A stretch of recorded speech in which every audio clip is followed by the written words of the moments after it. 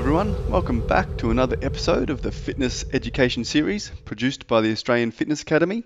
It's like progressive overload for your brain. I'm your host, Tom Rock, and in today's episode I'm going to talk about lifting tempo. So we're going to look at what lifting tempo is, and we're going to talk about why it is useful and maybe sometimes why it's not necessary. So lifting tempo is basically a prescription of how fast or what speed we should lift a weight during an exercise, or how fast we should be lowering the weight in an exercise. So it basically dictates at what speed we perform the movement. And you can generally apply this to most resistance exercises. Again, some resistance exercises, lifting tempo might be more beneficial, others it might not be as useful. So some programs might have lifting tempo on them, sometimes they might not. It's not always dictated the same. Like sometimes, most of the time it'll have sets, reps, rest periods. Tempo is another thing you will see on some programs. So generally, tempo is shown in 3 or 4 numbers generally. So usually what will happen, so it's usually the eccentric portion of the lift, followed by the isometric, so the pause in the middle, and then the concentric part of the lift. So the eccentric part of the lift is when the muscles are lengthening under load. So an eccentric contraction is when our muscle is under tension and it's getting longer. A concentric contraction is when our muscles are shortening and applying force. So the muscles contracts and applies force and it shortens. So a lifting tempo is prescribed the eccentric portion, isometric, so the pause, and then the concentric portion. So, for example, I could have a prescription of, it might be 3, and then you have like sort of a semicolon. It might have 1, and then a 2. So that would, if my tempo was 3-1-2 on, say, a bench press, I'd have the weight at the top. I'd take 3 seconds to lower the weight down. I'd pause for 1 second because my prescription is 3-1-2, so I'd pause on the chest for 1 second, and then I'd take 2 seconds to push the weight up. And that would be my tempo that I would need to follow. So every rep, I'd look at moving the weight at that speed. Some tempos will have a 4th number. That's generally the reset between reps, so that could be a 2. Sometimes it's dictated, sometimes it's not. But that 4th number, so if it was a bench press example again, I do the eccentric down, pause for 1, up for 2, and then if it's 3-1-2-2, my 4th rep, I'd wait 2 seconds before I start coming down again for the next rep. Again, sometimes that reset, that 4th number isn't always in there when you prescribe tempo. Some people will, some people won't.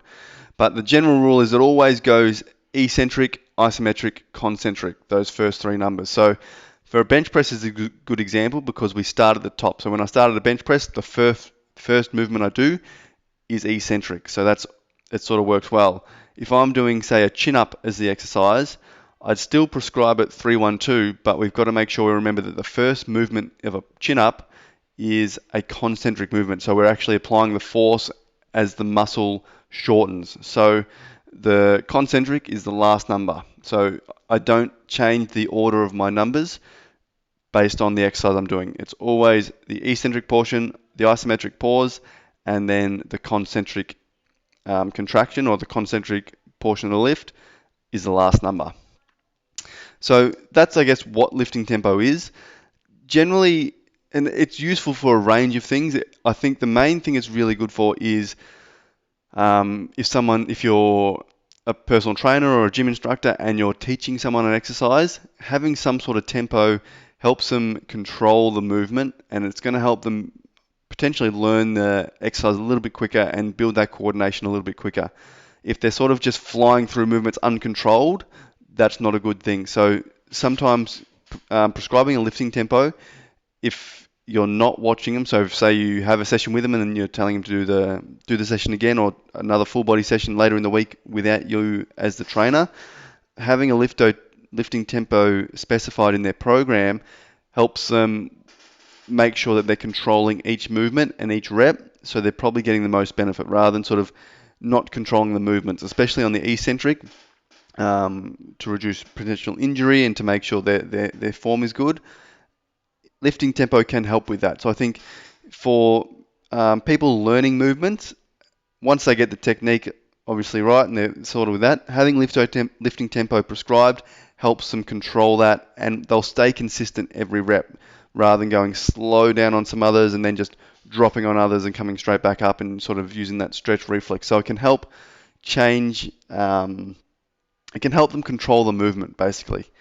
The other reason it can be useful is if I'm doing back squats, for example, it helps me prescribe a pause. So if I want to go to the bottom and I don't want to utilize the stretch shortening cycle and the stretch reflex to assist getting the weight up, I could prescribe a 3 or 4 second pause at the bottom. So I might come down, 3, 2, 1 squat, and then hold for 3, 2, 1, and then I drive up in my concentric phase. So if I am prescribing tempo, it allows me to potentially change the exercise based on specific goals, or to just add variety to the program. If I've been doing normal back squats for one block, I might want to change the stimulus slightly, so I could add in a pause, for example, or I could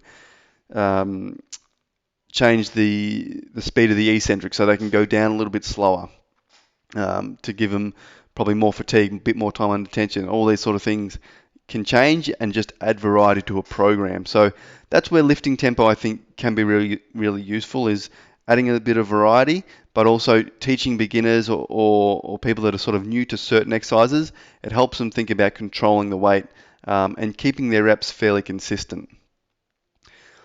Once you get to a point, though, I think it becomes less important. Once you sort of pass that really beginner stage and more sort of intermediate, and you've got a good handle on at least some of the main compound movements, you'll probably start to do lifting tempo fairly automatically, and your reps will be fairly similar without having to think about, well, how long am I taking to get down? How long do I take to get up?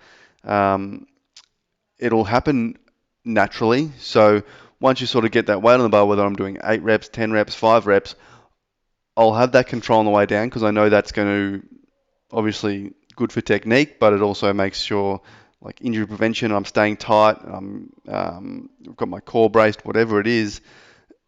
There's obviously a maximum speed we want to come down, and you sort of build that ingrained into your lifting over as you practice. It gets less needed, I think, the more advanced you get in lifting, the exact prescription of it. Again, it can be great to prescribe if you're looking to change or add variety to exercises, but every single exercise day to day, you're probably concentrating a lot less on how slow you drop that weight. Same with the concentric portion of the lift. So with beginners, if we're trying to teach someone technique, maybe they are sort of coming up too fast and they're sort of losing control of the bar or the dumbbells or whatever it is. So we might prescribe a tempo so they can come up in 2 seconds. So they're thinking about what they're doing and they can concentrate more on technique as well, rather than just trying to push up super fast and sort of losing control. I think once we get past that stage, we generally don't want to think about how fast the weight is moving up. So for example, on a bench press, if I'm prescribing a lifting tempo for the concentric phase on the way up, it's generally not something I want to do slowly. So if you're lifting 5 reps, 8 reps, whatever it is, a majority of the time you should be trying to lift the bar as fast as possible. So obviously with power training and things like that, things are explosive and we need to do things quickly. If I'm doing like a medicine ball toss or something, it's going to be quick. But when I'm lifting a weight, I shouldn't be trying to lift it slowly. We're going to get more motor unit recruitment and more muscle fiber activation if we're lifting as hard as we can. So even if I've got 100 kilos on the bar, I want to be pushing as fast or as hard as I can. Obviously, the bar's going to go up a lot slower than it would if I was using a lighter weight, but that maximum effort is important for activating all the motor units and recruiting as many muscle fibers as I can to either increase strength or help improve strength or develop that adaptation, or improve my hypertrophy and build muscle over the long run. So in terms of prescribing a concentric phase, generally once someone's got control of the lift and they've got the coordination to do it, they should be driving up as fast as they can, as long as their technique stays good. If their technique isn't good, they probably shouldn't be trying to lift as fast as they can. They've obviously got to stay in good form. But once you have good form, a majority of the time, you don't want to worry about how long it's taking you to get the weight up or trying to lift at a certain speed, you generally want to be driving that weight up as fast as you can. Obviously, that's going to make sure you are using a heavy enough weight for whatever reps you're trying to prescribe. There's obviously probably circumstances where that's not the case, but a majority of the time, if you're working on strength or hypertrophy, you want to be driving that weight as fast as you can. Especially towards the end of the set, when you're starting to get fatigued, you should be driving as hard as you can to get that weight up as fast as you can. Even though the bar speed may be slow, you should be pushing as hard as you can. So that's where I think tempo potentially isn't needed if you're prescribing a concentric tempo on a bench press, but it doesn't matter what the bar speed is. We're generally just trying to lift as hard as we can or as fast as we can. So bar speed's irrelevant. If someone shouldn't be trying to lift or the concentric phase in 2 seconds, because if I'm doing hypertrophy, maybe the concentric phase is 2 seconds. If I'm doing strength, maybe it's 3 seconds on the way up. Just because I've got a heavier weight, it's going to take me a longer time to drive up, but my effort should be the same. So I shouldn't be trying to lift it in 3 seconds in a strength movement and 2 seconds in a hypertrophy movement. Both rep ranges, I should be driving as fast as I can. The bar speed changes just because of the intensity or the resistance on the bar, not because I'm trying to adjust the tempo of my concentric movement. So I think that's where it sort of becomes a little bit unnecessary. If you're sort of applying it just to general training, once you're a little bit more intermediate or advanced and you're quite coordinated, lifting tempo for the concentric phase is probably not as needed, and your eccentric phase is probably just going to have a natural control to it and then a drive up. Again, you can play around with different variations and pauses and things, and that's why knowing how to prescribe tempo and what different tempos will do is important. And that's a great thing to practice in your own training is, well, if I do a really slow eccentric, how's that feel? Is it more fatiguing? Do I wake up a lot sorer the next day because of that eccentric loading? How's my recovery? You might find you can't lift as much weight or do as many reps if I slow the eccentric down. So is that a good thing or a bad thing? It can depend on goals and time frames and specific individuals as well. So lifting tempo is a really cool thing to play around with in your own training and then see if you want to prescribe around it. And there's definitely circumstances where prescribing is good. It might be something you just do vocally with your client and say slow that down, control it, and drive up. Other times it might be I'm going to write this specifically in your program, so when you do your back squat or your bench press, this pause has to happen, or you make sure you take 3 seconds on the way down because it's important. But it helps drive consistency for your clients too. So when they are doing either just normal straight sets, they start with good habits and their reps can all be fairly similar. Again, once they get better and more coordinated, they probably won't be thinking about it too much, and they'll just be controlling the weight down and driving up as hard as they can, which is generally good advice, and not as specific as needing a tempo potentially. I think the last thing I'll just talk about is when it can be useful is probably, obviously a lot of the time we'll be changing the eccentric component or the pause. I think the eccentric component is going to change a lot of the exercise. So if I do a really slow eccentric, it's going to change the stimulus. I'll be able to lift or do less reps potentially, or have to do less weight if I want to do more reps.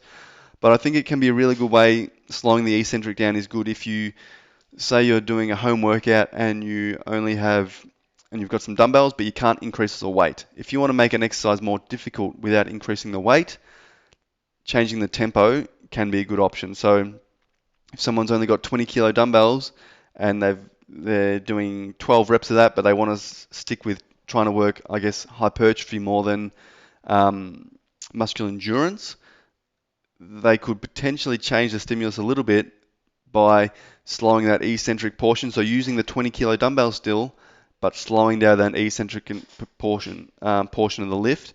And that's going to give them a bit more time on tension. It's going to make it a lot more fatiguing. They'll probably pull up a little bit sore. It changes that stimulus to keep them, I guess, working in that intensity, in that range that they're trying for, rather than just doing endless and adding on rep after rep after rep. So it's a different way to, I guess, add variety to your sessions or exercises. If you can't increase weight, or you've increased a lot of reps and now you just want to change it up and do something different. And that's where you need to be able to prescribe tempo, but it's also about knowing how it each feels. So if you are prescribing a different tempo to someone, make sure you've had a practice of it. Give it everything a try and see how you pull up, see see how it makes the exercise feel.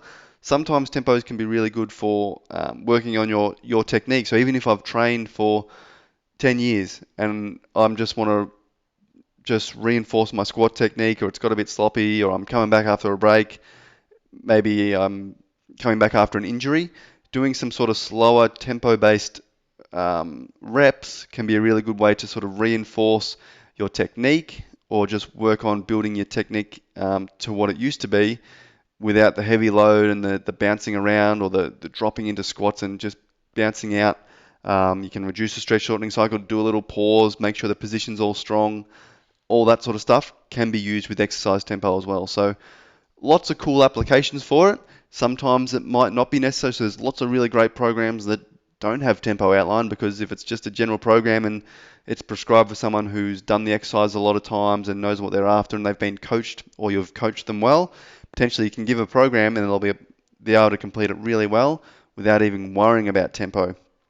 For other individuals, or ones you might not be have exercised very often, or haven't been in the gym for a long time, or you're just getting used to your coaching style, tempos can be useful because it can help you understand how they move, what their coordination is like, all sorts of things, what their stability is like, and get a handle on that. So it's a really cool topic. Definitely something you can play around with your training.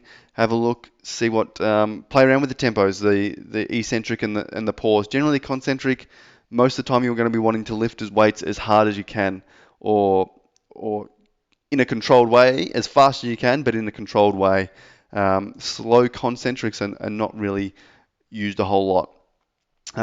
So yeah, try them out. Have a go at some tempos, different tempos yourself. See what you think, and yeah, let me know how it goes. But yeah, if you have any thoughts on this, guys, any questions on lifting tempo or how to apply it, or what it does, please send me an email at tom@afa.com.au. Happy to answer any of your questions. If you've got any topics or things you'd like me to discuss or cover, send me an email as well, and I'm more than happy to cover anything you guys want to hear me discuss.